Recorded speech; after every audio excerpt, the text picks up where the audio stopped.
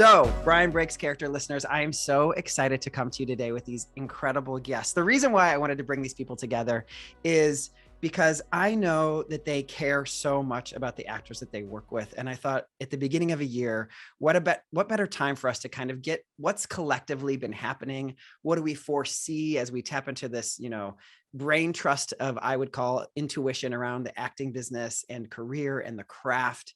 And so I wanted to get us together to have this conversation to kind of set the stage for what we see happening next, and to get some people to get to know each other even better. So to get us started, to kind of break the ice here, I'm going to ask kind of a simple question, and so people can identify your voices, is if you could travel to one place in the world this year, where would it be? And I'm just going to start with Emily, throwing you right out into the heat right now. If you could go any place in the world this year, where would it be? I have two potentials. One is New Zealand or Hawaii, because my family wants to do another family trip. So wherever my family goes is where I want to go. I mean, both of them are amazing. I was in Hawaii when I got engaged. P.S. It was amazing. Place. I'm not talking about my engagement today. We'll save that for another day, listeners. So we're just going to move right on over that. Christine Horn, what about you? If you could travel to one place. Hey, Colombia is on the list this year. I love Spanish. Me encanta español. Quiero ser fluido en español. So Colombia is on the list. We are a bilingual podcast today. I'm into it. I love it. I love it. Elise, tell us where you would go. Okay, I really need to get out of this New England cold. So for me, it would be Mexico. I really, really want to go to Mexico. And I've been seeing all of Christine's amazing pictures as she keeps going to Mexico. So we need to check that's it for me. Or I've been watching Stanley Tucci's touring through Italy. And so I really want to go everywhere in Italy too. I mean, shut up, right? I mean, also I want to just eat Italian food all the time. And also I didn't know I was using horrible olive oil after I was like, my olive oil needs to be 650 years old. Jenna Dolittle, what about you? What's your place to go? Honestly, Brian, after the crazy past 2 years, I usually want to go on an adventure, but I just want to lay on the beach and read and do absolutely freaking nothing. So I want to go to the British Virgin Islands and just lay. Nice. Yeah. So good. What about you, Joe Kelly? Hello. I want to go to Costa Rica because the weirdest reason, my husband bought land there like 5 years ago and I've never seen it. And it's on the beach. And we've considered moving there during COVID to kind of have another type of life, and we could do it. So I want to see it. Oh my God. That's so wild. I love that. How about you, Moniqua? I am sort of with Jenna. I actually did travel to Mexico a couple times during the pandemic. So now I really want to go, I want to go to Bali. That's been on my list for a really long time. I'd love to just lay on the beach. It's such a spiritual place to get a little surfing in, a little hiking. Yes. Yeah, I was thinking Bali so far away. You're like, I'm not going to spend a weekend there. It's going to be a longer trip. So for sure. I went to Croatia literally right before the pandemic. So I've kind of I was like, okay, I want to keep going far. Got it. DaJuan, what about you? Bring us home here. I want to bring it home with Bora Bora. It's been my place. It's on my screensaver. It's on my phone. You've seen it on my Instagram. I just really want a hut in the water, this crystal blue water. And this is a downer, you all. Unfortunately, the place I want to go in Bora Bora doesn't allow kids. Oh man, so my kids can't go with me. I don't know. I don't know. I just chose it. I just chose this one. You guys can't sense the dripping sarcasm. You can watch us on YouTube and look at DaJuan's face when he said that. It is amazing. I didn't even share mine. Mine's super lame because it's close. I am dying to see the sequoias and have been since the pandemic started. And we just have never coordinated it enough. And so I am so drawn right now to be there. And so I know that doesn't feel that exotic, but that's one of the places that I really will make it a determined place to go this year. So thank you all for sharing. We're all here together. So I want to jump right in and start talking. Y'all, it is the third day of the year as we're recording this. I should just share that with everyone. And the first question I wanted to ask you is, what's the one piece of advice, that you keep finding yourself repeating over and over in 2021? Or even, we've been through a big couple of years here. Let's just be very real about that. I think that in this group, what I know is there's a healthy dose of optimism and positive, non-toxic positivity. What I know of these coaches who are here, which is being aware of our mental health and all of that. And yet we do find advice that we give over and over again. So I wanted to just kind of pop around to the group and see, what do you find yourself saying over and over again? And I see kind of a ready face on Elise. Can I come to you first, Elise? Sure, Awesome. absolutely. So a phrase that has been coming up a lot in my coaching is 90% is showing up. Whether that's showing up consistently for your auditions, consistently showing up for relationship building, for yourself, for your self-care, literally everything that you need to stay, continue up leveling and continue current in your work is about you showing up. It's okay to take off like a day here and there, but if you find that it's really like, if you're wondering like why other people are experiencing a different success than you, always check in. Are you doing exactly what your action plan is? If you have an action plan, are you doing the steps on that? If not, then like, that's the first thing, showing up for yourself. Yeah. I love the way you say that, Elise. And you guys, I want to make sure you guys, full transparency, you can pop off those mics if you ever want to give feedback to what you're hearing or want to add on to it. But one of the things I love about what Elise just said is what I always hear is, I got an audition. Damn it. I'm pissed off and I'm excited at the same time. And shit, what do I have to move on my schedule tomorrow? Right. And that chain that I think we're always trying to break through. And if you go to that place that 90% is showing up, I said to show up, let me show up to what this audition is, whether that's looking at the script or setting up my camera anew or whatever that is. I really hear that through that. I see a lot of nodding heads from Moniqua. Moniqua, do you want to? Yeah. Oh, Christine raised that. Okay. I'll come back to Moniqua. Here we go. Christine, go. Yeah, I was just going to say what I love about that, Elise, and we're always on the same page on this, is like just checking your energy.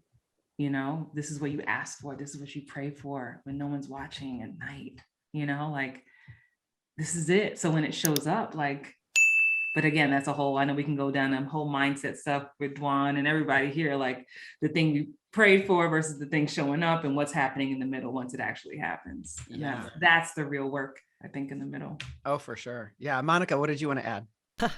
Well, it just goes along with what I was going to say. One of the biggest things that I say to my clients literally all the time, every day, throughout like even years of working with people, that perfection doesn't exist. That it is just like what Elise said, it's about showing up and doing the best you can with where you're at. And that all or nothing mindset will always leave you with nothing. All or nothing will always leave you with nothing. We try and do all the things and it ultimately burns ourselves out. And in reality, we can't do it all, nor should we want to do it all. I don't want to do it all. Yeah. And like every small shift, every small discovery, every new positive habit you develop, it all matters. So start small, and then do another thing, and then do another thing. And really slow and steady and consistent wins the race. I love the way you said that. I was just listening to a podcast with James Clear and Atomic Habits. And one of the things he was saying is like attach your habits to who the person you're wanting to become, not just to getting the thing done. And it all fucking pisses me off. I'm just going to be sure. Okay. All of it pisses me off. There is no perfection pisses me off. I just want to be very clear that all of this pisses me off because when I scroll my Instagram and there's that guy with the hot body who's the same exact age as mine, I'm like, I should look like this. What do I need to do? What foods do I need to stop eating? And so all my distorted stuff starts. And I immediately, so Moniqua, of course, when you say that, that's what I think of because you do that kind of work. And immediately I go, that you're being like cuckoo crazy when you think that way. Like, that's not the reality. And so I sometimes think mindset is like wrestling yourself away from your old habits. Like just, that's part of the craft of creating a new mindset is that. And I wonder if DaJuan, I'm going to come to you as the mindset guy here. Just what's your big advice you find yourself kind of saying over and over here? One of the things I have been saying a lot is about authenticity and creating a plan. That was a big deal for me for last year. I think mindset has all of a sudden, as the mindset guy, has become one of these catchphrases. Mindset is everything. Make sure you do your mindset and work on your mindset. And I don't think people really understand what it means to dive into your mindset, to dive into your manifested potential, to dive in to make sure you are always in alignment with that vibrational match that Elise is talking about. We're calling in that, Christine is talking about when something shows up, like, how do we calibrate? Great. this isn't exactly the way I thought it was going to look, but this is what's here now. How do I sit in this destiny and move forward here? So, because this is part of my manifestation, part of my mindset. So what I've been talking a lot about over and over again in our pandemic year is creating a plan, an authentic plan. And because what happens is when people get those things that come in, those auditions, those self-tapes, those things come in, they're like, oh, SHIT. I'm trying not to curse this year. Wrong but you know what I podcast. mean? I know, right? But here's the thing, because we as actors, we have been taught for so long that it needs to be organic. It just needs to feel our way through. No, sometimes you need a plan. So when your audition comes in, you know, A, I'm going to go here. I'm going to call Christina coach with. B, I'm going to go work with, Joe for this. C, I have a plan in place. And then if I have to blow the plan up, I can. Right. So an authentic plan is what I've been talking about for, like, 2021 feels like, okay, I know people are sick and things are going on, but at least I have this plan in place that is authentic to me. It's not Jenna's plan. It's not Emily's plan. You know what I mean? This is DaJuan's plan, and I know how to execute it. And I'll just say this. I did this just the other day when I had an audition to come in, and I usually go to my self-taping place because I like to work with them. I know that's what I do. And I couldn't do it anymore because I was like, oh gosh, what do I do? I can't go to my self-taping place. And I was like, wait a minute, DaJuan, you have a plan. I was like, you literally teach this. Like, it came back and it gives you some sense of security. That was a long answer, but that's exactly an authentic plan is literally what I am putting out there for mindset for everybody still moving forward. Yeah. Monica raised her hand. I'm going to come to her, see if she had something to respond to that. I love that. Monica, what are you saying? And also the thing that I loved that DaJuan said is that it can change. Your plan can change and shift with you, with your life, where you're at, and all of those things. Like, I talk a lot about rituals and routines. So I have a plan for when an audition comes in, of course. And also it can totally change with the tides, of my life and shift. And we get so stuck in those things like, oh, it has to be exactly like this. This is that perfectionism thing. It doesn't. It just has to ebb and flow, and it has to work for you. I love that. It reminds me also, because when you have a plan, I feel like it's so much easier to go, oh, if I move this, it actually is going to work still, as opposed to what do I do? What do I do? What do I do? Which the hands are up. And the one thing that I wanted to underline that DaJuan said a few times is the authentic piece of it. I think a lot of times we look to others. What's their plan? What's the comparison plan? And I think that he just really gave us full permission to say, yours can look different. It's okay for it to look different, because what's actually going to feel good to you. Jenna, do you want to share with us what your oh, I think I muted you and then unmuted you again. So that was fun. There you go. I was just going to share what's like authentically coming up for me right now as my heart is pounding in my chest, sitting, listening to all of you beautiful humans. And I just think it's so interesting because I coach in a lot of this same stuff too, but you don't ever feel ready. And I always talk to my clients about like, are you ready enough? Because a lot of the times you feel like you're not ready. And that's a conversation that came up, and that just came up for me right now, listening to you all talk. But what I was going to say is the one thing that I keep telling my clients over and over is you get to be an actor forever. You get to do this forever if you so choose. So many people are just running and so scared and trying to make up for this lost time that they've created in their mind and trying to catch up to other people. And I just like to remind people that like you get to do this for the rest of your life. And there's so few careers where that's true. And that's just such a gift, I think. Yeah, that's beautiful advice. And also I'll just say when revealing moment, when I said yes to being married, whenever you have a boyfriend or whatever, you're going along, there's still that tiny question, is this the person? Sometimes it's way in the background, and once the big change that came over me is once I said yes, like that question was like, oh, so disappeared. Even though I've been in love with this man for 4 years, it just so got quieter. And what I just took away from what you said is, when we start to quit asking the question is this going to happen? Am I being an actor? Am I going to make it? When the question disappears of like, I'm an actor no matter what, it did, like the way you embody yourself is just so different. I want to come over to, Emily's hand's up. Let me come over to Emily. Go for it. Thank you, Jenna. I just wanted to add to what Jenna was saying about this idea of these shoulds, like making up this time. Oh, I should be in this place in my career. I should be here by this age. And I think that sort of decision or that filter that we put on of it's supposed to look like this and it doesn't look like this creates so much pain in the person who's comparing themselves to whatever their plan was supposed to be. And I think that also then leads back into what Moniqua was talking about, the perfectionism and the rigidness. And it should, I think when we attach ourselves to should, it really creates a lot of pain, which is self-imposed.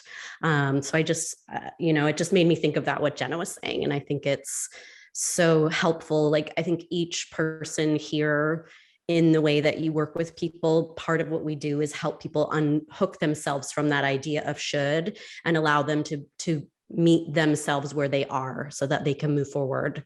That's all.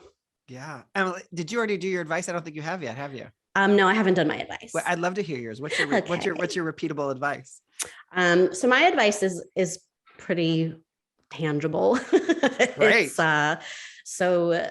I work with actors mainly who want to write a screenplay, and the biggest struggle that I see them have is doubt. Is my idea good enough? Is it enough for an entire project? What about structure? And what about plot points? And there's just sort of this doubt that they can't, or it's not enough. And, the advice that I find myself giving again and again is don't worry about if your idea is good enough. Really but focus on if your characters are compelling. If you have compelling characters, all of those other things are tools that you can then apply to it. So I think what I see people is focusing on the wrong things that actually aren't the thing that's going to make their idea quote unquote good enough. It's really about investing in these deep, rich, compelling characters.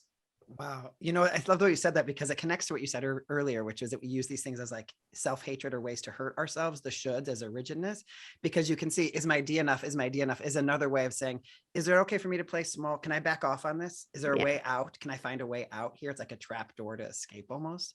Moniqua, I saw your hand up. I'm going to come to you. Then I'm going to come to Christine. I just wanted the shoulding, you guys. Stop shoulding all over yourself. Okay, just stop. Shoulda, coulda, woulda. Either do it or don't do it. I mean, that's really it. The shoulds will keep you small, will keep you stuck forever. Yeah. It's start before you're ready, because we're never going to feel ready. And just like I said, take the small steps. Just take the tiniest little things. When you feel those wins, everything will start shifting. But please stop shoulding all over yourself.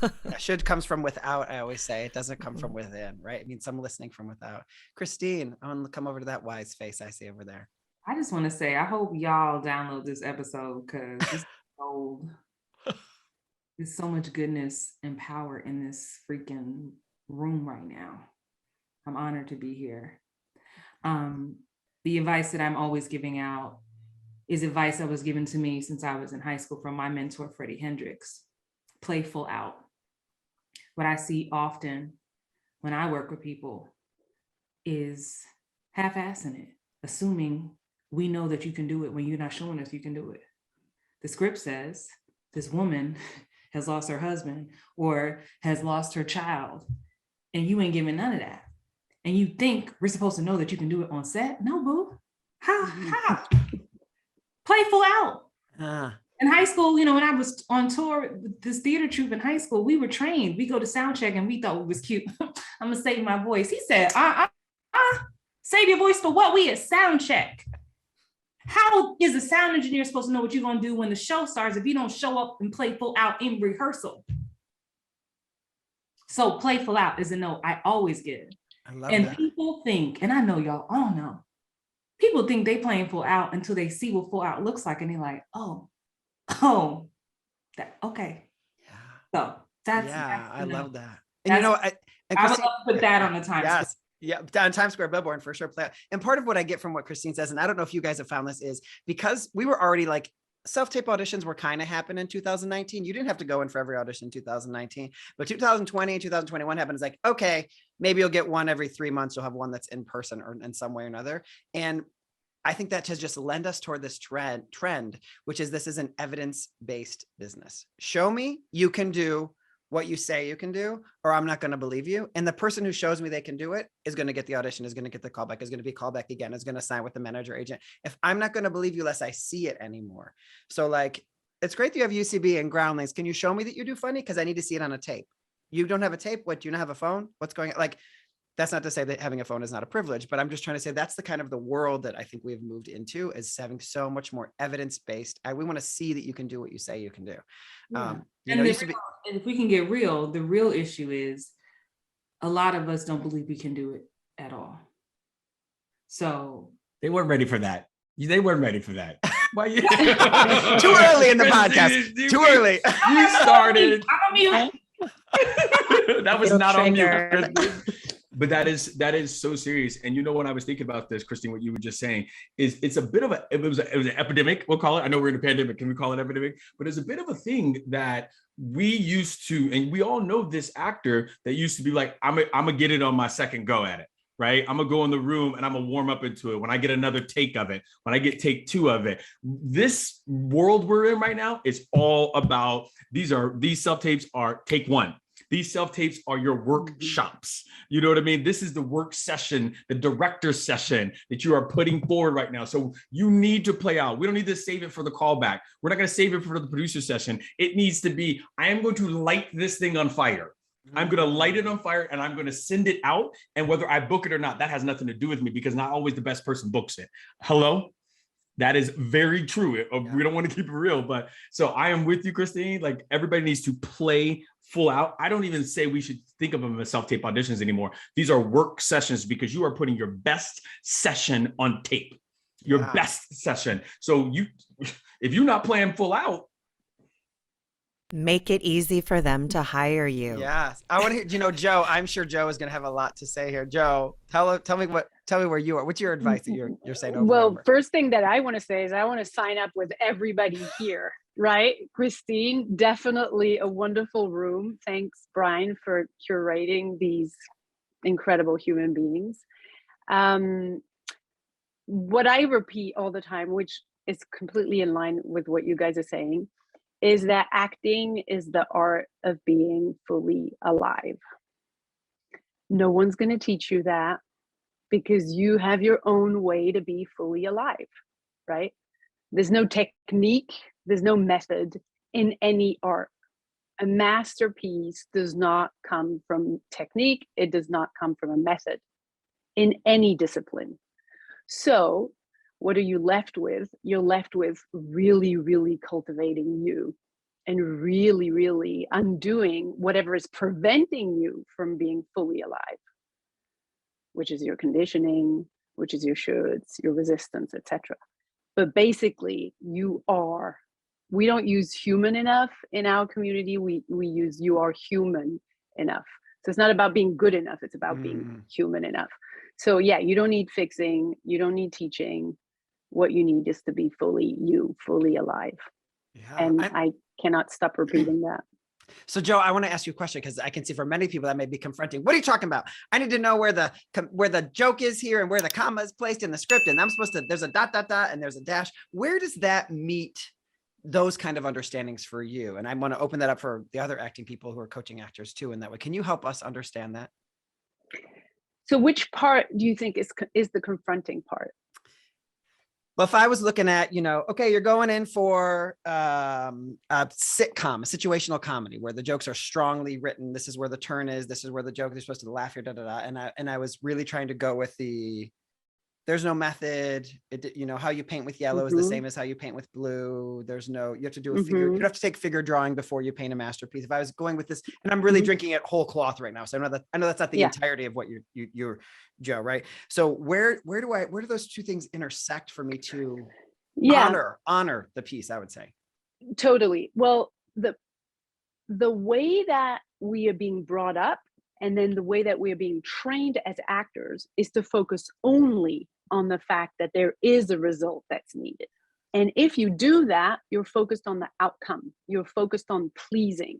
And if you come from that energy, if that is your engine, I'm not going to curse, but you're fucked because you're not present. You're present to what other people want of you, but you are not there. You are trying to manipulate the next moment, the result.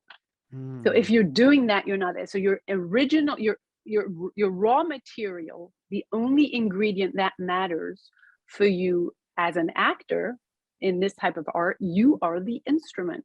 If you are not there 100% alive first with your raw material, what can you do? You can only be delusional about trying to manipulate the outcome, and therefore you're not there. So of course there are things that are there's going to be direction and things that need to be hit. And unless you are there, you cannot authentically, to go back to DaJuan, you cannot authentically meet those things, and not in your unique way. You cannot make a difference. You cannot stick out. No, that's not the expression in English, right? Stand out. Stand out. Is that the expression? Yeah, that's right. Yeah, both works to me. Yeah. So. Yeah, I mean, what I'm taking from it is you don't transcend the material. The material is more important than you. The material becomes more important than you because you have not fully shown up inside of it. But again, it's not wrong from actors to do that. We've been trained this way from the very beginning. We've been trained to feel like others. We've been trained to think like others, to behave like others, etc. To do everything to fit. And if you're not a dentist and you're an artist, the only thing that people want from an artist is for you to not be like others, but to actually be your authentic self in a free way, in your own very specific way. So if you're going to put your attention on exterior things like, oh, this teacher said that, or this method says this, or this technique says that, you are walking away further and further away from who you are. The proof of that is all kids are incredible actors and they've never taken a class, right? And then if you just Google the A-list actors who have never taken a class, you'll fall off your chair. Right. Because basically most of them haven't. Yeah. Right. So it's a really great what you said, because I think it leads into kind of this next place I wanted to take us kind of as a group, which is, if there was because these are what you're describing as habits that actors might have picked up along the way, or even trends or full mindsets they've picked up along the way. And I want to check in if there is a habit that you specifically discovered during the pandemic that you're going to continue to bring into the new normal. Something like, oh, you weren't an awareness you brought up, or something that was new for you, or that you've noticed in the business that you want to continue to bring through 2022, even though we know we're not fully through this thing. I know we're going to be real. We're not going to pretend that it's all done here, but as we're, praying and holding the space that we're towards the end, praise be, please, or things are going to change, right? What's something you're going to keep doing? Who wants to go first? Just raise your hand at me. Okay, Christine's up there. Here we go. Christine, go for it. The thing that came up for me is play. And I talked to DaJuan about this on his podcast in his season finale of his last season, especially being in the space of a working actor, a coach, where I'm so used to having graphics and websites that look flawless and not leaving room for the artist in me to play. Like, that has been a thing that has become top priority since last year. And I tell my husband, I tell my friends, like, I play now. I'm playing, and I'm not beyond auditions, just at home as part of my practice. I did Artist Way with Elise and DaJuan early last year. And that's something I'm carrying over. And I preach it to my own clients. And for me, play looks like writing, play looks like dancing around the house, play looks like TikToks and Instagram reels for no reason other than I'm amused. Amusing yourself is what I'm hearing you say. I'm that's amusing. What I did when I was 6 years old, living in the Bronx, in the room by myself, talking to my stuffed animals. And y'all don't get to take that away from me because I'm an adult. You know what I mean? So that has been my word, play. I love that. You know what? So when I work with clients, sometimes we work on this wheel of life, and one of the slices is fun and recreation. And most often that is the one they're like, wait, that's something I should think about in my life? Fun and recreation. Wait, when I go to Disney World, that's when I have fun. Those are the days. I have one of those every 3 years. That's it, right? Right. Thank you for that. That's great. I just want to chime in, Christine. I love your Instagram videos with the casting director. Is it Veronica? Oh, or no? Those are two different characters. Okay. Veronica is my inner critic. That's right. And then DaJuan has Bruce. I remember the critics' names. Cass in America's the host. She's coming back, by the way. It's pilot season. Emily, why do you remember our critics' names? That's so awesome. Do you remember our Bruce and Veronica? That's because your acting is so good. Because your acting, you they're went full out. very memorable. Impact. It's Yes, impact. impact. Yes. Elise, what did you want to say? I saw your hand. Oh my gosh, mine is so in alignment with Christine, because for me, since we did the Artist Way last year, it's been a year of healing and self-care. I got into therapy for the first time and really worked through the shit that was holding me back, which was really deep rooted. And I'm going to keep working on that forever. And so for me this year, I feel free enough to play. So my word for the year is playful. And so self-care is the thing that I never did before the pandemic. Just never did it. Always running from here to there, driving all over the place, always in travel, always in action, thinking like being a workaholic is the way. And it worked for me for a while, but really having this time in pandemic, it made me really get clear on why the things I wanted to happen next were not quite happening. And it was a deep rooted thing where someone said earlier, cultivating you, like that I'm just starting to do, but realizing that little Elise like knew what was up. And like, I had such a full life in my bedroom growing up. And so now the things that I've discovered through the Artist Way, like learning that I like to paint, playing around with music, I really want to create something every day. And that started with like an Instagram reel that I did last night, no judgment. And I have so much fun when I create things, and it's just for me and I love it. And I'm a recovering people pleaser. So I'm finally realizing like, that's just we're not doing that anymore. It's okay. Like I keep dealing with it, but it's so fun to please myself. And it's so fun to just create these things that just bring me joy. I love that. I just want to say, just as the witness right now, is like, I feel very inspired by everything that you're saying, because play was not on my list of things. And it is so nice to hear people who I admire and also look up to hear you say something so vulnerably about one of the places you're looking to grow. And it just gives me so much reassurance that it's okay to not be confident every second of every day. And I hope that everyone's that's transcending anyone who's listening to this, is that everyone is having their own stuff going on, and that just the permission slip that you're giving me just by saying this right now. I saw Emily's hand go up. I want to come over to you, Emily. Oh, I muted you. That was my fault. I'm an idiot. You're not an idiot. Thanks. I need the number to Elise's therapist. Because I refer like everyone to her. I tried to get a therapist and none of them emailed me back. So, they weren't the right ones. They've been busy. They've been busy. Yes, they're just not your people. Exactly. Yes. Actually, I'm feeling myself getting really emotional. I think what everyone is saying is really resonating on a deep level. I love to play, and I'm still the recovering workaholic where I'm at right now. So I'm trying to be very mindful this year of not approaching my work in the same way, because and I think Moniqua and I have talked about this in the past, I'm very all or nothing. And Monica's exactly right. It leaves you with nothing.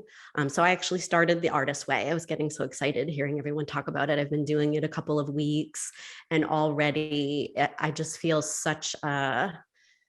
it really does connect you to that creative part of yourself. And it's really been opening up some things for me. So I didn't really know how I was going to answer this, but I'm going to just adopt what has been already said. Like, what I will be taking forward is really making that time for play, because I love to play. And that for me means fun and friendships and creative fulfillment and all of these things that I feel have been really hard to have in the pandemic. And we moved recently, so we have no community here, and it's just been very isolating.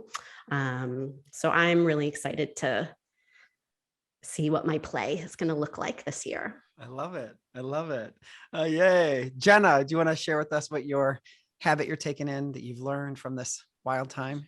Yeah, it's interesting listening, and I'm so moved by all of you guys sharing. It's actually made me allow myself to be more present right now with you all in this moment. I've just had a year of so much pain and loss, if I'm being totally honest with you, like sickness, and I couldn't go at the speed that I was going before. I just like wasn't going to be able to maintain. And because of that, I like learned so much about failure and like allowing myself to fail and letting growth come from that space. Recently at the end of the year, I took a creative writing class, and I was, it was something totally new. And I forgot how fun it was to be new at something and to fail and to like have all the wrong answers, and how great that was, because I just was learning and I was excited about something again. And I think for me, I put so much pressure on myself all the time in life to kind of be so much for a lot of people, and to say, you know what, you just need to be enough for you right now. And if you don't reply to that email, the world's going to go on. The people who love you are still going to love you. Right. And that was a big, big learning lesson for me. So I think the habits are like self-care, like Elise, like I went back to therapy, really taking care of myself first, and allowing myself to do that, and allowing myself to fail at the things that didn't matter, and to grow from the failures that I had in other parts of life. Yeah, that is so good. Thank you, Jenna. That's a good one for, I think, everyone, because I think we all like failure, move on to next, failure, move on to next, instead of like, I think failure slows us down, because like oftentimes depression, sickness slow us down. I'm not saying depress is what you were, Jen. I'm just gonna use that word right now. They slow us down, I think, so that we don't miss the learning we're meant to have in that moment. Don't rush by this, bitch. You got to pick up the learning here. Like slow your shit. Like this slowed you down for a reason. Like your body slowed down. Don't miss this. Don't take your health for granted. Don't take this moment for granted, whatever. It's not always health, obviously, but I think that's a piece of it. But like time, and also just, making sure that the time that you do have in your life, that you're using it in a meaningful way. Even sometimes if it's painful, sometimes like leaning into that pain and allowing yourself to have greater meaning. That is something that I took away from this year. I love that. Moniqua, I see your hand up. I'm going to come over to you. I saw you waving too. I was just saying, I just so agreed with what Jenna said, because I always say this a lot to my clients, because obviously we dig deep, we lift up the rug, we look at all the dirt underneath, because that's where our beliefs, our things that are keeping us stuck are hiding. And you have to get comfortable being uncomfortable. Like that's where the growth happens. That's where the magic happens. We have to be able to stay there. And it's very hard for most of us, because that's where we cover up. We stay really busy. We do all the things, right? Until our body tells us enough and, makes us sick. Or, whatever, we, have an anxiety attack or whatever. But those things are huge red flags of your life, your body, your health, everything being like, hey, pay attention. Yeah. Pay attention. And sometimes, like you said, it, like Jenna said it so beautifully, like it's uncomfortable. We don't like to do it, but it's in that discomfort that the most progress is made. Does this connect to the habit you want to bring into the next year at all? Or not at all? It could be different. It's okay. It's also connected. I echo what everyone was saying, Christine and Jenna. Like, I'm so honored to be with all of you, and we're so of like-mindedness in how we coach, how we approach this industry, how we approach everything. Like our instrument, Joe, you and I are so on the same page. Like, this is it. This is the thing. Right? But I think the thing that really worked for me, which goes back to the play and finding the joy again, was, I've always been a big proponent of rituals and routines. Obviously, I've talked to, the actor's operating system people about that and things like that. But even more so, creating rituals and routines around my acting, around my self-taping. So my plan, if you will, DaJuan, is loose, but it was about, how do I make this super fun? How do I create a ritual that literally cues my brain that it's time to be creative, that it's time to have fun, that it's, time to kind of look at this with a beginner's mindset, to just be curious. Yeah, I love that. Yeah. DaJuan, go ahead. Oh, I was just going to say, so that's what really helped me, is I had all these, morning rituals and evening rituals that, ebb and flow, of course, but really creating these things that made me excited about doing the work again and being joyful about it. Yeah. That's awesome. That's awesome. Because we forget that, right? Yeah. Because we forget that in our pursuit for more, right? Yeah. We forget that.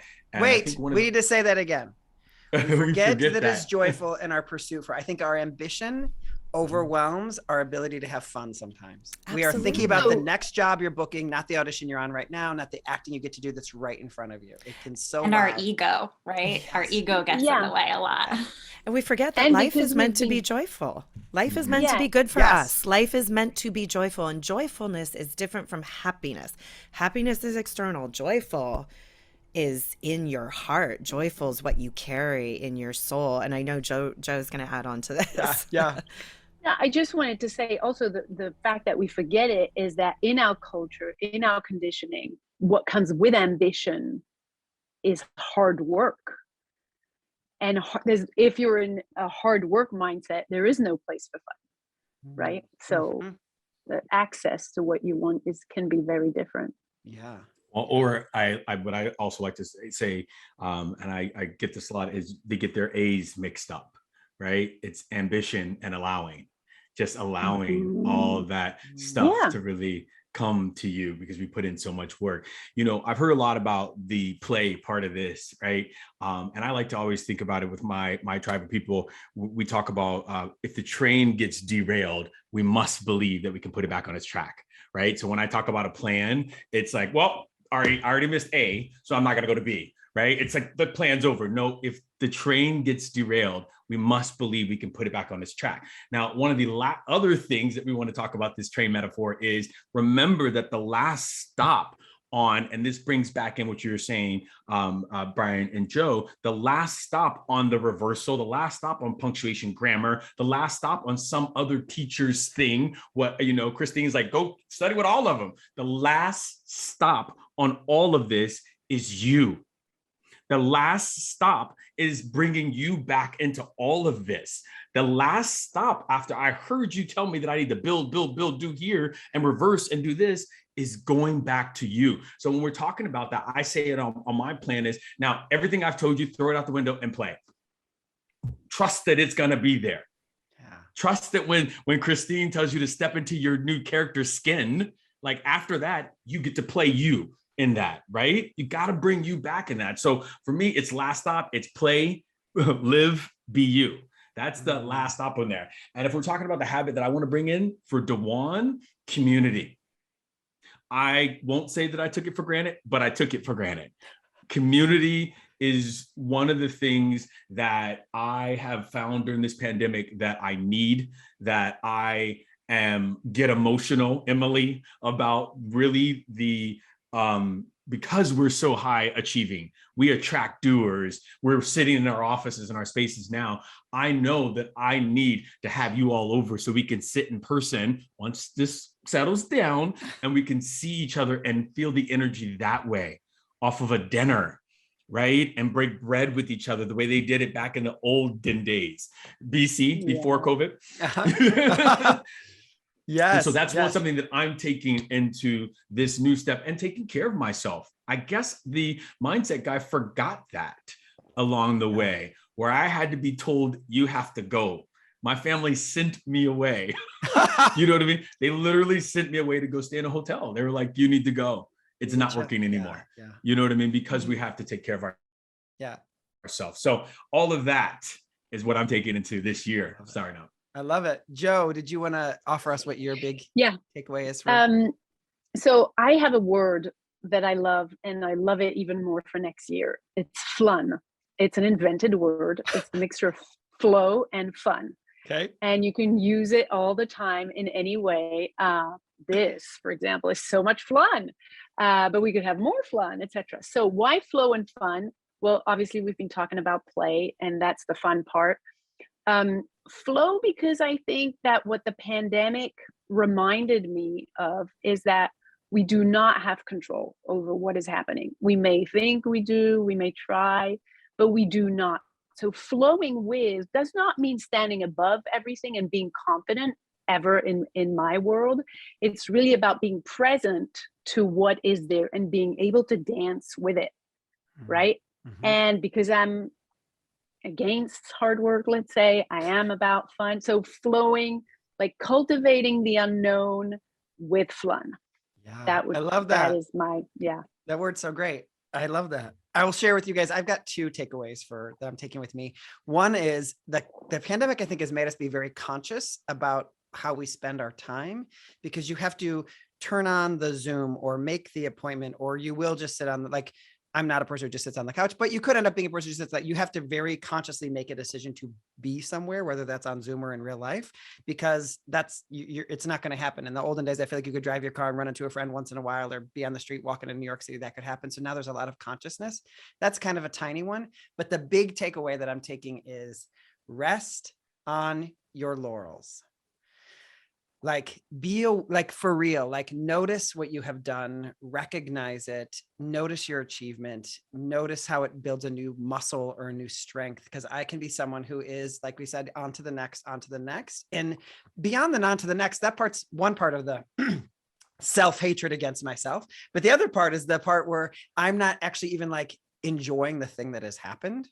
Right. So I'm going to blatantly just say this is such a joyous moment for me to be with all of you on this podcast right now. And if I'm going to really be, listen to my own advice, I will take in, my team and I worked to make this happen and reach out and And the gift was that you showed up to the space. Right. So I would be someone's okay, when's the next, what is it? Right. So that just yes, it is okay to rest on your laurels. Obviously I'm not going to only do that, but let's take them and sit on the couch and be thankful for that for a second. Right. So I appreciate that sense of play you guys talked about, really reminded me of that. Yeah. Emily, my word of the year. I just want to say, my word of the year is reap this year. Christina, we were talking about it. I do a word of the year every year, and for 2022 is reap for that exact reason, right? And acting as well, right? Because you can get caught up. I was I'm on 7 seasons of a show, but I got caught up in everybody else's expectation of when I was done. What do you want to do next? Maybe I just want to hang out with my kids. I just want to live. I just kept people alive during a pandemic while I was shooting the show. I get to just sit and be here, but my word reap came so loud to me in the world of the harvest. We've sowed so much, Brian. You have sowed so much. Now it's time to sit back and reap and shore up that receiving and that foundation. So Reverend. Thank you. As you keep putting hands on everybody else, we're all putting hands on you, sir. Thank you. I'll take it. I'll take it.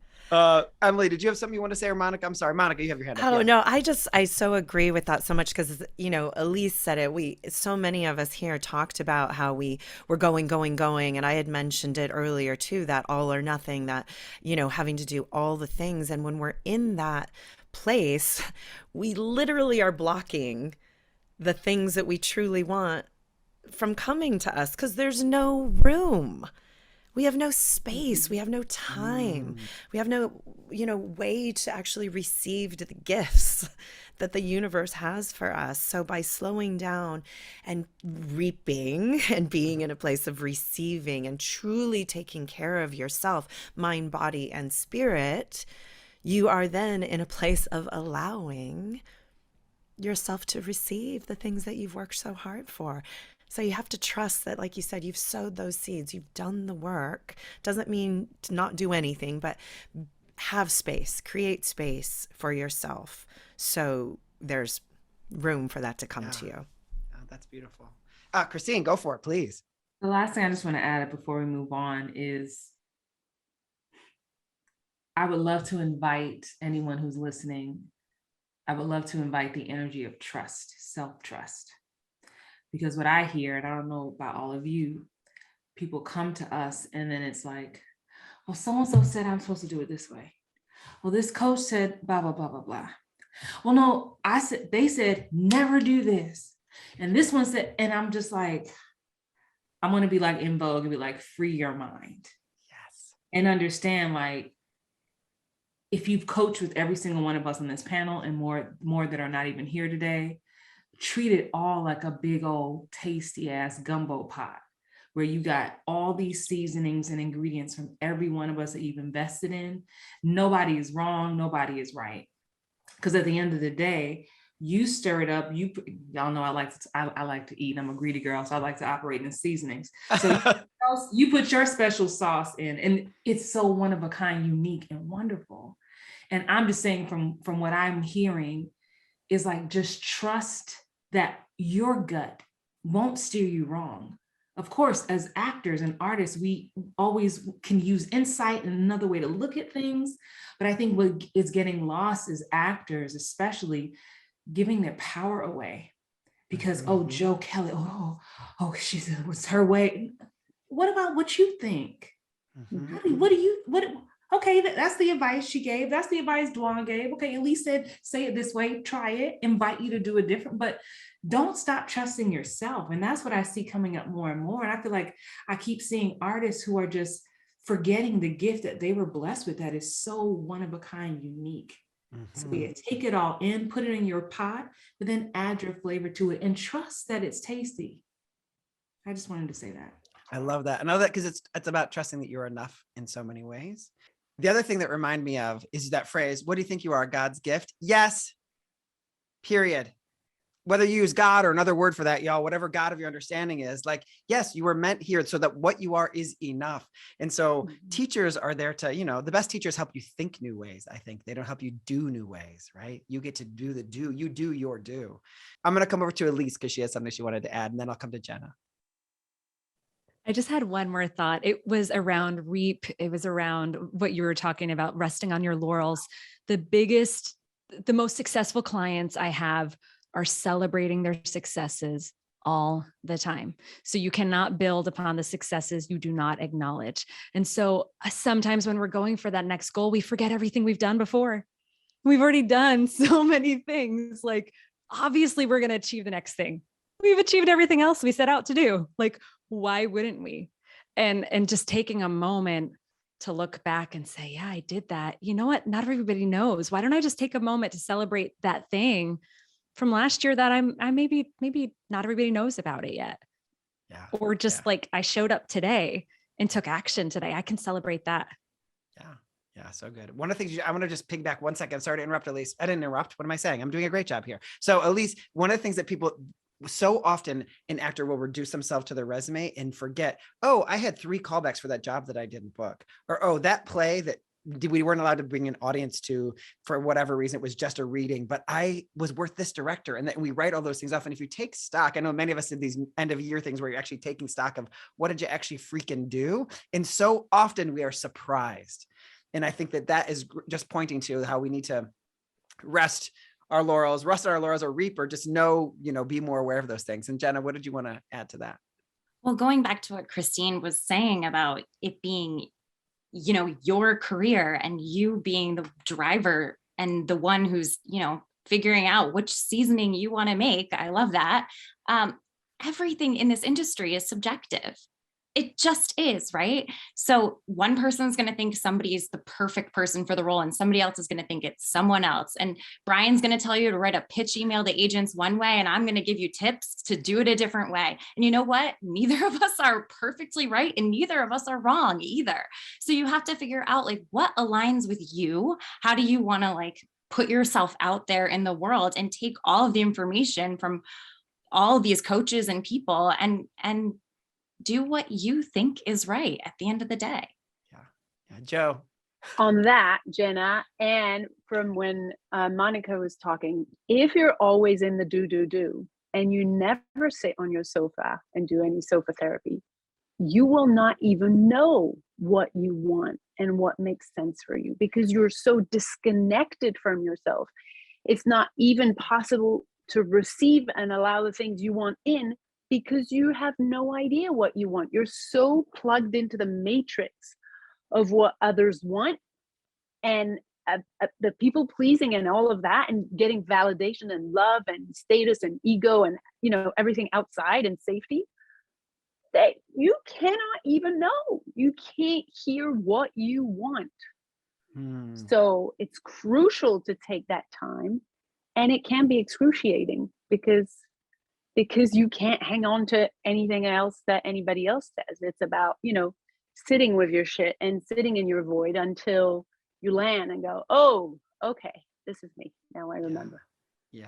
Monica's nodding her head. What do you want to say, Monica? Oh my God, I love that so much. And Joe and I could talk about that ad nauseum. Right. First, there was a saying that most of us probably have heard from our dear friend Dallas Travers, eat the fish, spit out the bones. Yes. As far as all the things that you have learned and all the people that tell you what to do, what not to do, how to do it, take what works for you. Yeah. And that's it. Yeah. You take what works for you. And, you know, to just piggyback on what Joe was saying, I always talk about becoming more intuitive and in tune with yourself, with your instrument.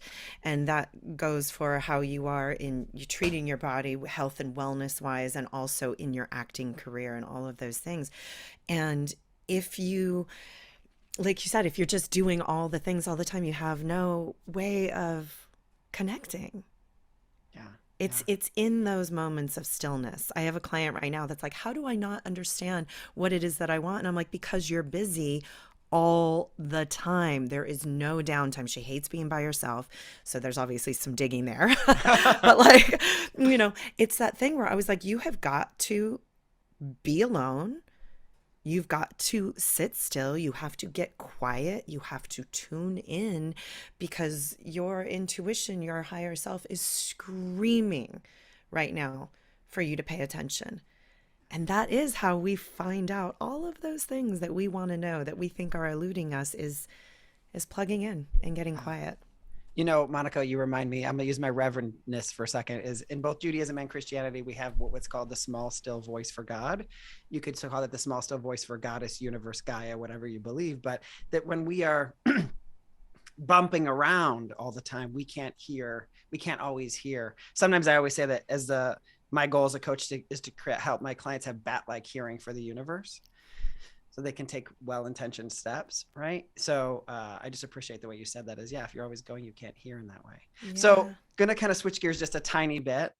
This conversation, I feel like we could have for days. So I want to switch gears a little bit here. You know, we're talking about how we are putting things out into the world and the things that we put out to try to help and to support and see these communities do better and better. And because we care so much about them, I'm really curious person, this is a little selfish moment here. Where do you go for your own inspiration? Are there podcasts or books or places that you always go, or is it happenstance that you randomly fall upon things? I'd love to hear from y'all a little bit of that. And everyone who's listening, don't worry, we will write down all these things into the show notes so you can go looking at them. But I wanted to hear from y'all a little bit about where you get inspired. I'll start us off. I'll get it started in case anybody's thinking out there. I wish that I could say that I religiously read the New York Times, but I almost religiously read the New York Times, and I will be inspired on Sundays. I will always be inspired by something I read. And it can be about something going on in Bosnia. Like something about it will inspire something in me. I can't say that I always know how to draw the straight line to tell you all how that happens, but it does. Every time something will come from that. And then I'm an addict for Brené Brown. I think you guys probably know that. I think a lot of us are, in her podcast. And a lot of the people she has on her podcast as well inspire me. And then I will also say that I think everyone here knows that I think you guys know that my background in terms of my reverendship was I was trained in A Course in Miracles. So I'm always doing A Course in Miracles, which is non-denominational, but and it is always a place where I'm finding inspiration for myself and to bring it out and to make it more digestible, I think, for my audience. So who wants to share a little bit about y'all's? Yes, Joe, go for it. Oh, wait, you're muted. Let me unmute you, darling. There you go. Definitely A Course in Miracles too. I love going back to Eckhart Tolle a lot. And I've always done plant ceremonies. So I've increased that during COVID because there was I did my first 4 days ago. Oh my God. We have lots to talk about. Oh my God. Amazing. Oh, yeah. This could become a whole different podcast episode. So we'll hold on that. Okay, great. I started 10 years ago and went really not a lot. And during COVID, I was like, okay, can't travel. Let's go deeper in. So yeah, awesome. Definitely. Awesome. Cool. Elise, did I see your hand go up? Sure. Yeah. I want to mention a couple, but really briefly, because actually I might not even, we already talked about The Artist's Way. Also Big Magic by Elizabeth Gilbert. Those are the things I really read this year, among other things. But the biggest takeaway I got from inspiration this year was a conversation I had with the CEO of this company called Repeatable I don't know if anybody has heard of it or if it's still around, but you could send gifts from your business to other people and they would take care of all of it. And when the pandemic hit, he was like, hey, you know what? How is everyone? I'm just setting up these conversations. If you want to have a conversation with me, sign up for a conversation. So you get on his Acuity schedule, had a half-hour phone call with this CEO. And I asked him, like, what do you do for inspiration? Do you recommend certain conferences as a CEO? Like, what are your things? And he's like, honestly, I know I should have a lot of answers for that, but I've always trusted my intuition and trusted my gut. And so the biggest takeaway I have this year is that I've been accruing so much knowledge, so many podcasts, so many books forever. But as I was crossing the country this year, going from the East Coast to West Coast, I was with my husband and I was like, oh, can you turn a podcast on? And he was like looking through and he's like, oh my gosh, all of your podcasts are just like learning about business, coaching, business, some like actor how-tos and all that. And I was like, yeah. He's like, do you have anything that's just like pure entertainment? And I was like, no, I need to work on that. And so I actually took a moment on the way back on the cross-country trip back to just unsubscribe from almost everything. Not to say I'm never going to go back to these folks, but just to get quiet with myself and start listening in, because I have so much inner wisdom that I have just been throwing other opinions over for years. So that's the biggest thing. I want to invite folks who are plugged into information all the time, take a break and listen in. Great. I love that so much. That's so good. It goes back to what Christine said too. Jenna, do you want to offer? I didn't know what I was going to say at first with this question, like, where do I get my inspiration? And if I'm being honest, I get a lot of my inspiration from my therapist. I really, truly do. I see how he creates such a space and how he makes me feel so held and taken care of. And, I talk through things with him, of course, but I take so much inspiration from our conversations together. And I also read a book this year that is also about therapy, Lori Gottlieb's book, Maybe You Should Talk to Someone. And I was just so inspired by, it's a therapist kind of pulling back the curtain on what she does. And she shares about different stories of people who have come to her and her experiences helping them, but also like her own trauma that was going on. And I just learned a lot from that book. I also loved Glennon Doyle's book, Untamed, this year. And I really love personal essays, like the New York Times Modern Love section. There's a section in the LA Times. I read the New York Times all the time. I read a lot of books. So I would say I get most of my inspiration from books, New York Times, and therapy. I love it. I love that. That's so great. And one of the things I think Jenna tapped on, I don't know about you guys, but like anytime obviously all of you are inspirations to me. I kind of was like, that's the obvious. I had you on the podcast today, so duh. But I want to make sure I say that. But anytime I'm in a room or in a Zoom room and seeing a leader, that always sparks something every single time. What do I love that they're doing? I can't turn off the like, what do I love that they're doing? What would be different for me if I was doing this, right? I say I have 8 minutes of resistance to any coach I'm ever coached by in the history of the world. It takes me 8 minutes to believe them or trust them. So I know that about myself. It's like, okay, you're in your 8 minutes of hating this person and then you're going to love them again. Like, how dare me need to be coached? Who are you? Who do you think you are? You're not saying that right. And then in minute 9, I'm like, okay, what else? Like that's how I show up, right? So I'm working on that. I think I just kind of accepted it. Christine, you want to offer us some things? Oh, yeah. You said one in caps. So I was like, okay, one is two, since y'all get more than one. We did. We all broke the rule. If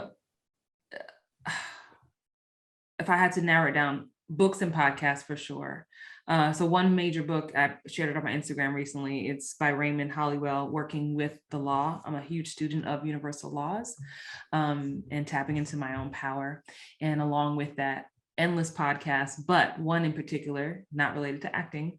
It's by David Nagel. It's called The Successful Mind podcast. And he surprisingly talks about a lot of universal laws and helps to break down a lot of the stuff I'm reading. So for me, that's huge. So many times actors want to know, how do you book? What's the secret? I'm like, the mind, the mind, the heart, the soul, what's happening all up in here beyond if an audition comes in or not. So I have so many more, but those are the two main things that blow my mind. You know, a book where I've read it 10 times, everything's highlighted and tabbed. Yeah. It doesn't matter what page I open it on any given day, the word is there. I love that. Yeah. I love that. DaJuan, how about you? I think I'm such a nerd. I gotta say that I get a crush. I have a crush. I love amazing art, meaning that when I get to watch another actor do amazing work, it just pours into my soul in a whole different way. This year, like watching Made, that series, that inspired me to just not be a better coach, but be a better human. How I showed up and like, you know, I was angry after Made because it was just like, why would they keep making these choices? If they just had me as a coach, they could, you know what I mean? But then I was like, oh, that's that resistance. That's all that stuff that I was feeling about domestic violence that happened in my life and all that stuff. And if you can see something that touches that in you, I get so inspired to talk about art on Instagram, in these circles. So for me, I think it would be that. I would love to say I listen to podcasts. My agreement with time right now has not lent itself to do that, to listen to podcasts, to sit and read a book because I have kids and stuff. And so when I get to like, they go to bed and I get to sit and watch some Netflix or some Disney Plus or some Amazon Bosch, seasons 1 through 7. When I get to like, I'm watching it with my mom right now, DaJuan, and I keep being like, Mom, I know him. And she's thrilled, like beyond. Shameless plug, DaJuan. Yes. No, but I just think, you think about it. When you see, remember we used to see like people who sang or did rock band really good. We had like these crushes, like creative crushes. I just really get inspired by them. And it makes me want to do my craft more. And it makes me want to talk about my craft more, you know? And so that's me. That's awesome. Moniqua, I think you haven't shared with us yet. I love all of that so much. I love all you guys. I'd say the first place, and I'm going to give 2 as well, so I'm breaking the law. Yes. First, the place I actually find my most inspiration is when I'm still and quiet and when I'm in nature. Nature, right. For sure. It's like, I think getting my face in the sun first thing in the morning, hiking, going to the beach, being in the mountains, even whatever it is, just getting outside. Even for 5 minutes, I always find inspiration. It's like I said earlier, it's just when you get quiet. Yeah. So when I'm hiking, I don't listen to music or podcasts or anything. I just let the inspiration flow. It's fun. Yeah. Like Joseph, it's fun. And second is, there's this older book. It's called The Big Leap by Gay Hendricks. I'm sure most of you guys are familiar with it. It's something I recommend to most of my clients because, you know, we've kind of touched on a lot of this stuff where we all have certain beliefs that we're only allowed so much love, money, success, you know, happiness, joy in the world. And when we start bumping up against it and going past that belief of how much we can have, that's when we really start self-sabotaging. And that's what he really breaks it down into this, like he calls it an upper limit problem. And it's so true. And like where, you know, we've talked about operating, you know, doing things that fill you up, doing the things you want to do, doing the things that bring you joy. That's like operating in your zone of genius, which is something he talks about too. And I think identifying your own sort of upper limit problem is so key to understanding maybe why you're not getting the things you're wanting to call in, why your manifestations, why the things that you're working so hard for are not coming to fruition. So it's enlightening and fascinating, and it's always a good read. So love it. I love that book. I'm going to pop over to Emily and Joe because you guys haven't had a chance to share yet. Emily, what do you want to share? I won't have to scale it down. I was like, oh, this and this and this and this. I'll try to be brief. I mean, first, I would say I found inspiration from every single person here. Even Joe, who I haven't met until today, but I followed your Instagram and really resonate with your message as well.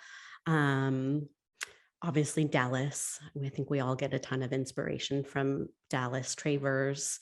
The thing that I wrote down was I get inspiration from vulnerability and courage. So whether that's, I think in the last couple of years, so many victims of assault, sexual assault, and abuse coming forward to share their stories, that I find so incredibly inspiring. And like, it makes me emotional right now. Just anyone who has that amount of courage and vulnerability to speak their truth in such a way.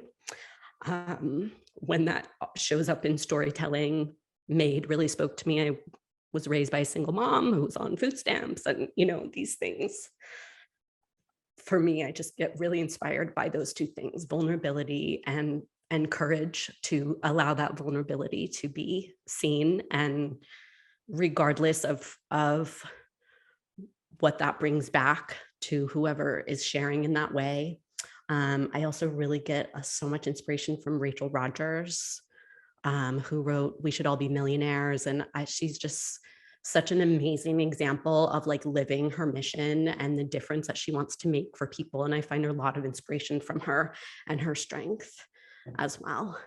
And then I personally get a lot of inspiration from watching a TV show or a movie and then reading the review. And sort of that for me helps me be a better storyteller when sometimes I think, oh, this didn't quite work and I'm not sure why. And then the review has all this insight, or I'm like, oh, this was amazing, but why? And then I find sometimes reviewers actually are really, really well-versed in story structure and articulating why maybe things do or don't work, or there's not all of them. I mean, we can't live and die by reviewers by any means. It doesn't mean anything, but there are some reviewers that I really resonate with their point of view, and it helps articulate why that story really resonated with me in a way that I'm not able to quite do for myself. So I like the first thing I do after I watch something is always like pull up the reviews, and that is really exciting for me. So I love that. So, before we call this incredible 2-part episode a day, I want to check in. What should we expect from you in 2022? Because I know this audience is listening and interested, whether that is related to coaching or not. I want to hear from each of you. And I see Moniqua looks ready. So I'm going to come to you first, Moniqua.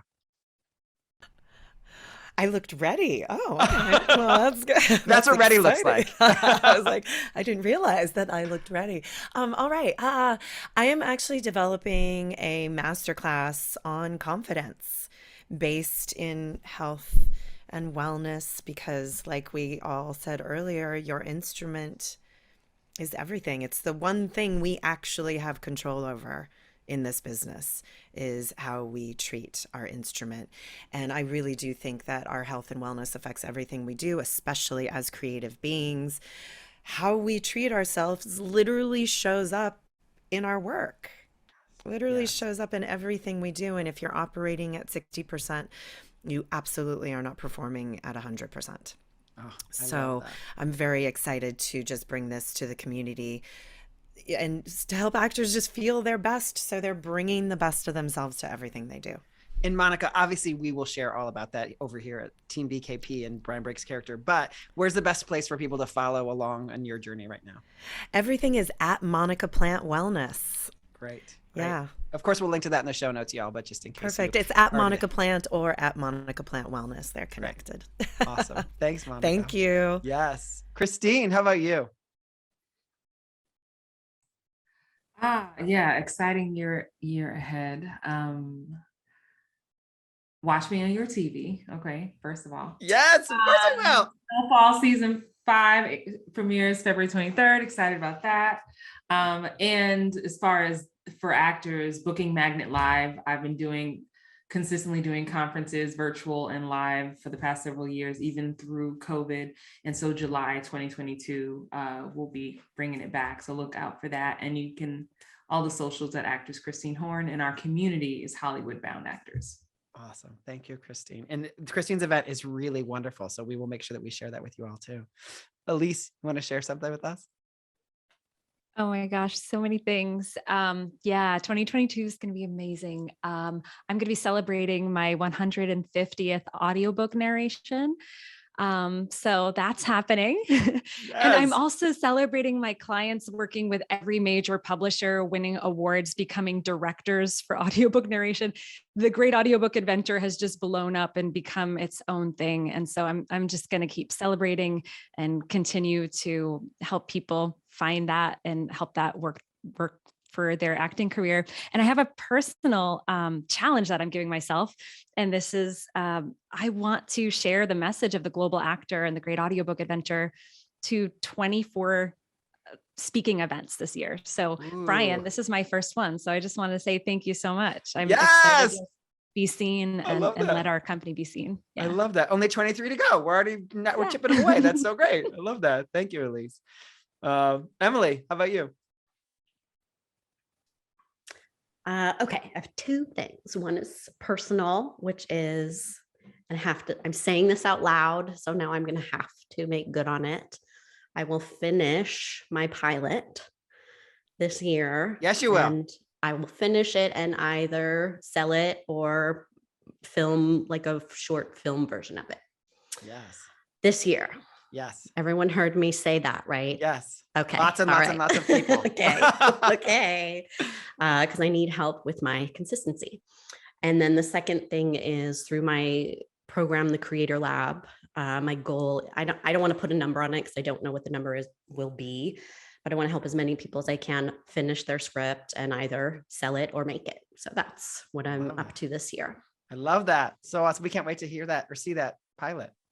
Yes, I'll invite you all to the reading. You will. Maybe some of you will play roles. Yes. What'd you say, Christine? The teacher teaches themselves. That's right. That's right. Yes. Exactly right. Jenna, how about you? Why can't I unmute? I'm sorry. You're doing great. You can expect from me in 2022 more newsletters. I will keep writing them. More discounts, hopefully from some of you lovely coaches here as well. And I will commit to continuing to be vulnerable in my newsletters and share about my own actor journey, the ups, the downs, whether I'm still going to pursue this crazy career, which is a question I've been having for myself for some time and been talking about, and more opportunities to be part of the Actors Rise community. And just, I'm all about community in 2022. Right, always. Yay. Love it. How about you, DaJuan? Oh, there he is. What you can expect from me is a lot more thinking bigger. I've already thought it bigger. What? I have a commitment to really, really building confidence with Self-Tape Sit Book with actors, and working on mindset in that arena, but also mindset overall inside of our community. I am like Christine. What I think a lot of people don't know about us all is that whether we've just met a couple of people or not, but a lot of us are friends outside of this space, right? We're friends outside of this. And I'd already shared with Christine as well that I want to do an in-person retreat in July. So we're not competing. I know what she's doing. I already know she's doing hers. Everybody don't be like, they spatting. No, Christine's like my sister. I tell her pretty much everything. But I also really want to do an in-person event. And I think that stems from community. I want to get those people in that space. There is something so amazing about a room full of people meditating together, a room full of people thinking better together. The synergy is off the charts for me. And so I'm also planning one of those as well there. And I'm gonna go ahead and book and be on your TV. Come on, yes, you are. Yes, let's go ahead and get this stuff, right? Yes. I was like, I'm gonna put that in there for me too, DaJuan. I'm following on your coattails. Please. It is. I absolutely am. Please, awesome. Joe, what about you? Thank you. So I do never put out new programs because I believe in non-programming and I believe in deprogramming. So I am confirming that I'm still this year not going to come up with anything new because I don't believe I have anything for anyone except reminding actors of their own power, right? So what I am coming up with this year is to not even be called a coach, because I have a problem with the word teacher, since teacher means there's an external authority that knows better than you.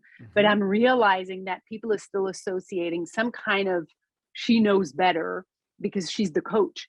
And if they believe that, they are giving away their power to me or to any other coach. So I am going to try and go by guide instead of coach. Love it. So that's the only novelty for me this year, but I'm still wanting to just remind people of their own power.